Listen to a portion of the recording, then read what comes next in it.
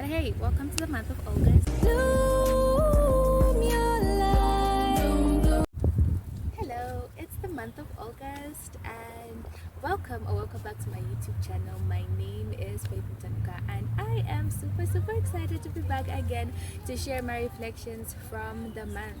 And well, I have had a couple of reflections, honestly. But today, something that really intrigued me is a book that I'm reading that's titled No is a Beautiful Word.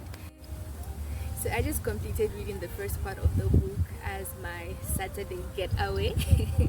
Yeah, and one of the things that has really enlightened my mind is the fact that saying no means saying yes to something. Not that I didn't know that, but how it was explained made me understand and also get to look at saying no in a different way, as not just being bad, but sometimes you also have to say no to things which are seemingly good. Sometimes you just have too much on your plate. You just have too much on your plate, and that can lead to stress, confusion. It can lead to procrastination, because it's having a whole plate filled with different food that you can't even take in that particular time. And saying no might mean missing something. It might mean skipping a certain part of the menu when you have a buffet and you can pick and choose what you're going to allow to be on your plate. And so it might mean skipping that chicken, it might mean skipping the rice and going for the fruit, for the salad, and for everything else. And in a more practical sense in life, and if you're a student and you're thinking about this, it's choosing, okay, am I gonna watch a movie? Am I gonna read an article? Am I gonna read a book? Am I gonna listen to the news? Am I gonna read the news? Or am I gonna sleep? Am I gonna be cooking? Am I going to chill with my friends? Am I going to accompany my friends somewhere, shopping maybe, or just relaxing? And saying no is not one of the easiest things to do. I would say it's one of the hardest things to do, because sometimes you just find yourself saying yes, and then afterwards you're like, oh, point of reflection, why did I actually say yes?